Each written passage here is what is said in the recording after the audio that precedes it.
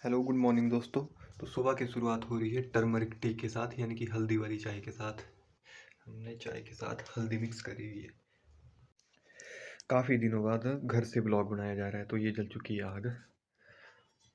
Hospital से आने के बाद हम पहला ब्लॉग है जो घर से शूट हो रहा है। और ये रही चाय, पिताश्री को दूध दे दिया है और ये खीर है पतीले में,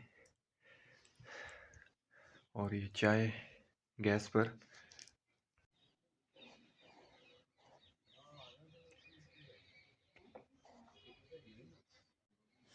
अभी मैं जा रहा हूँ पानी लाने के लिए। पिताजी करेंगे डाबर रेड टूथपेस्ट। ये पिताजी का टूथब्रश और ये डाबर रेड, और ये पेस्ट लगा ली। काफ़ी दिनों के बाद यहाँ से ब्लॉग शूट किया जा रहा है। हॉस्पिटल में थे तो आज ये फर्स्ट डे है फिर से, लेकिन ब्लॉग्स जो है कंटिन्यू रहेंगे। जय जय श्री राम, जय जय श्री राधे, जय जय सीताराम, हर हर महादेव, जय श्री हरि विष्णु। और पिताश्री ने इस फोल्डिंग बेड को बाहर रखने के लिए कहा, क्योंकि उन्हें अभी इस पर बैठना है। तो चलिए इसको बाहर करते हैं। और ये लग गया बेड। पिताश्री। और ये स्कूल में भी हो रही है प्रार्थना, राष्ट्रगीत चला हुआ है। वंदे मातरम, जय श्री राम। और ये आज का व्यू।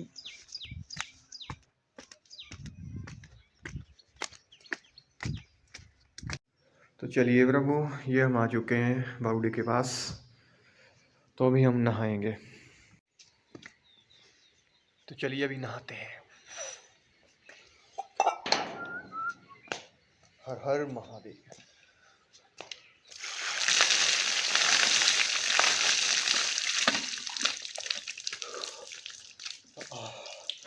ओम नमः शिवाय, ओम नमः शिवाय, ओम नमो भगवते वासुदेवाय नमः, ओम नमो भगवते वासुदेवाय, ओम नमो भगवते।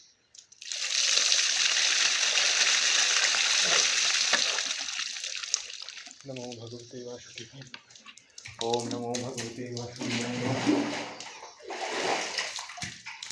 ओम नमो भगवते वासुदेवाय।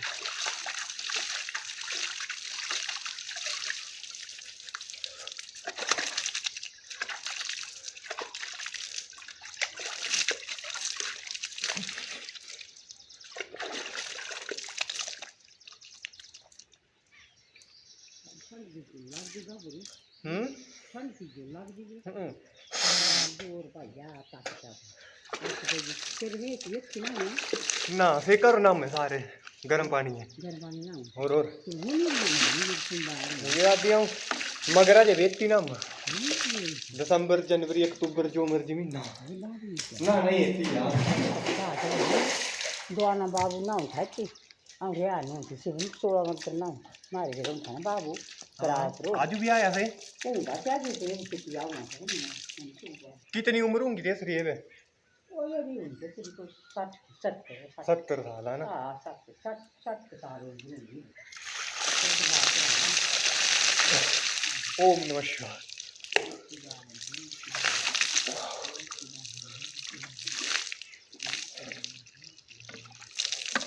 ओम नमः शिवाय, ओम नमो भगवते वासुदेवाय, ओम नमो भगवते वासुदेवाय नमः।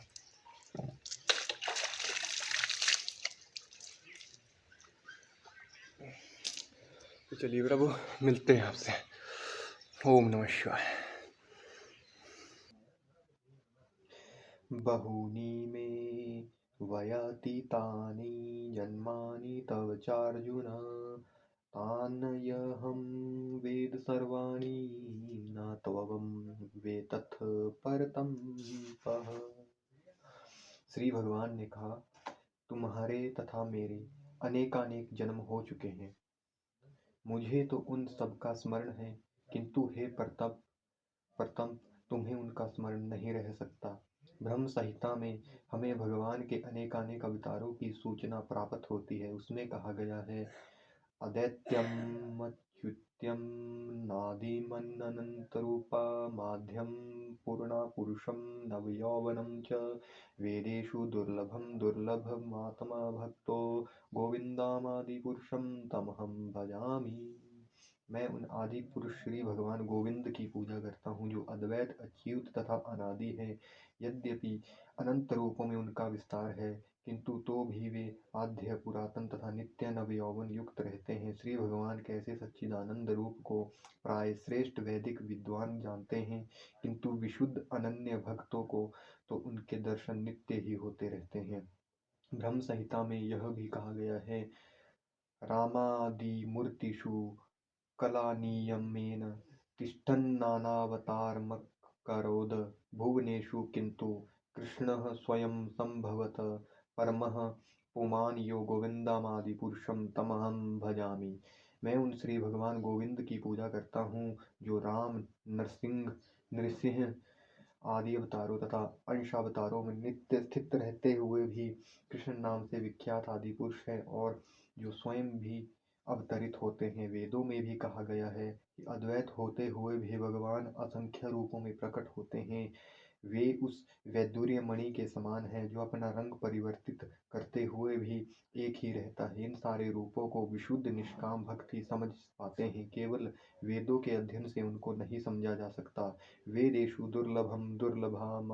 दुर्लभमात भक्तो, अर्जुन जैसे भक्त कृष्ण के नित्य सखा हैं, और जब वे भगवान अवतरित होते हैं तो उनके पार्षद भक्त भी विभिन्न रूपों में उनकी सेवा करने के लिए उनके साथ साथ अवतार लेते हैं। अर्जुन ऐसा ही भक्त है, और इस श्लोक से पता चलता है कि लाखों वर्ष पूर्व जब भगवान कृष्ण ने भगवद गीता का प्रवचन सूर्यदेव विवस्वान से किया था, तो उस समय अर्जुन भी किसी भिन्न रूप में उपस्थित था, किंतु भगवान तथा अर्जुन में यह अंतर है कि भगवान ने यह घटना याद रखी, किंतु अर्जुन इसे याद नहीं रख सका। अंश रूप जीवात्मा तथा परमेश्वर में यही अंतर है। यद्यपि अर्जुन को यहाँ परम शक्तिशाली वीर के रूप में संबोधित किया गया है, जो शत्रुओं का दमन कर सकता है, किंतु विगत जन्मों में जो घटनाएं घटी हैं उन्हें स्मरण रखने में वह अक्षम है।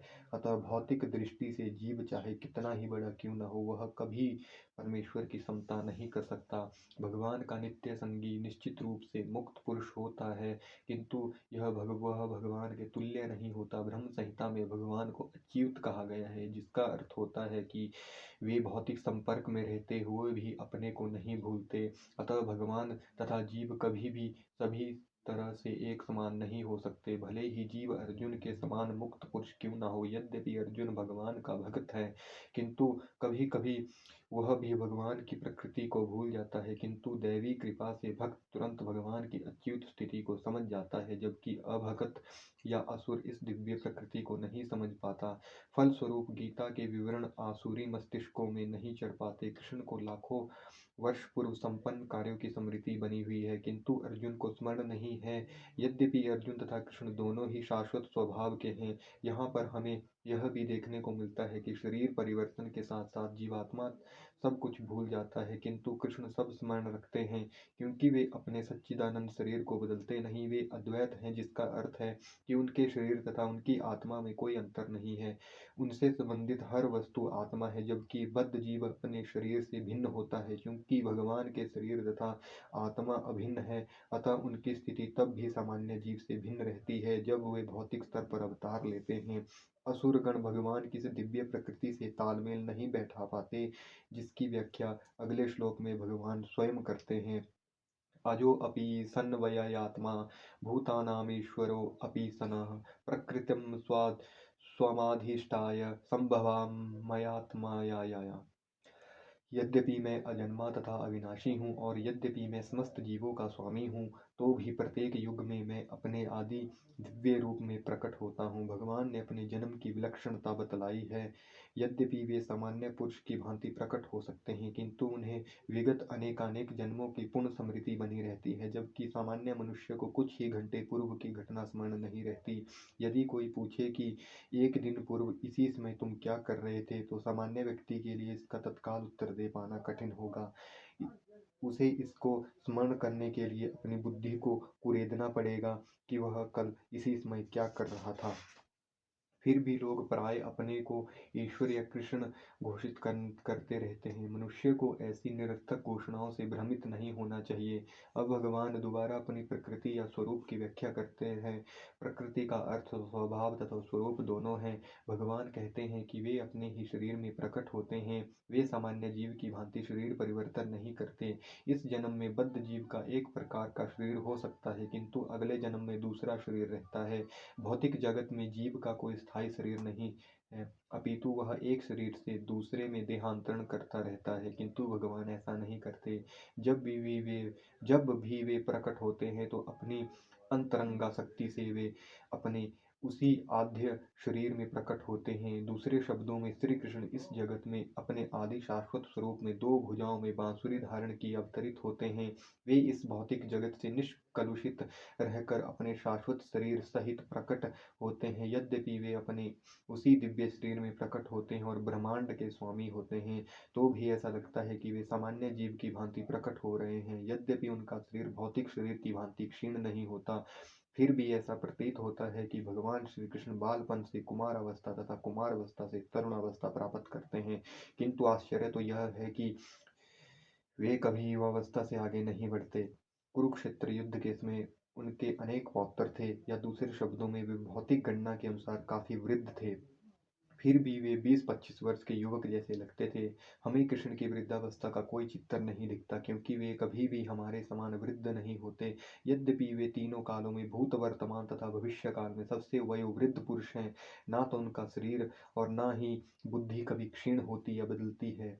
अतः यह स्पष्ट है कि इस जगत में रहते हुए भी वे उसी अजन्मा सच्चिदानंद रूप वाले हैं, जिनके दिव्य शरीर तथा बुद्धि में कोई परिवर्तन नहीं होता। वस्तुतः उनका आविर्भाव और तिरोभाव सूर्य के उदय तथा अस्त के समान है, जो हमारे सामने से घूमता हुआ हमारी दृष्टि से ओझल हो जाता है। जब सूर्य हमारी दृष्टि से ओझल रहता है तो हम सोचते हैं कि सूर्य अस्त हो गया, और जब वह हमारे समक्ष आता है तो हम सोचते हैं कि वह क्षितिज में है। वस्तुतः सूर्य स्थिर है, किंतु अपनी अपूर्ण एवं त्रुटिपूर्ण इंद्रियों के कारण हम सूर्य को उदय और अस्त होते परिकल्पित करते हैं। और चूंकि भगवान का प्राकट्य तथा तिरोधान सामान्य जीव के से भिन्न है, अतः स्पष्ट है कि वे शाश्वत है, अपनी अंतरंगा शक्ति के कारण आनंद स्वरूप और इस भौतिक प्रकृति द्वारा कभी कलुषित नहीं होते। वेदों द्वारा भी पुष्टि की जाती है कि भगवान अजन्मा होकर भी अनेक रूपों में अवतरित होते रहते हैं। वैदिक साहित्यों से भी पुष्टि होती है कि यद्यपि भगवान जन्म लेते प्रतीत होते हैं, किंतु तो भी वे शरीर परिवर्तन नहीं करते। श्रीमद् भागवत में वे अपनी माता के समक्ष नारायण रूप में 4 भुजाओं तथा षड ऐश्वर्यों से युक्त होकर प्रकट होते हैं। उनका आज्ञ शाश्वत रूप में प्राकट्य उनकी अहेतुकी कृपा है, जो जीवों को प्रदान की जाती है, जिससे वे भगवान के यथा रूप में अपना ध्यान केंद्रित कर सकें, ना कि निर्विशेषवादियों द्वारा मनोधर्म या कल्पनाओं पर आधारित रूप में। विश्वकोश के अनुसार माया या आत्म माया शब्द भगवान की अहेतुकी कृपा का सूचक है। भगवान अपने समस्त पूर्व आविर्भाव तिरोभाव से अवगत रहते हैं, किंतु सामान्य जीव को जैसे ही नवीन शरीर प्राप्त होता है, वह अपने पूर्व शरीर के विषय में सब कुछ भूल जाता है। वे समस्त जीवों के स्वामी हैं, क्योंकि इस धरा पर रहते हुए वे आश्चर्यजनक तथा अति मानवीय लीलाएं करते रहते हैं। अतः भगवान निरंतर वही परम सत्य रूप है, और उनके स्वरूप तथा आत्मा में या अनेक गुण तथा शरीर में कोई अंतर नहीं होता। अब यह प्रश्न किया जा सकता है कि इस संसार में भगवान क्यों आविर्भूत और तिरोभूत होते रहते हैं। अगले श्लोक में इसकी व्याख्या की जाएगी। तो ये रहा दूध हो रहा है गर्म पिताश्री के लिए, और ये रहा खाना। तो अभी मैं दे दूंगा पिताश्री को खाना। खाना खाए, नहीं खाना ना खाए, नहीं तो भाड़ में जाए साढ़े। तो ये देखिए, ये दाल बन चुकी है, और ये आधा डाला जा रहा है दाल में।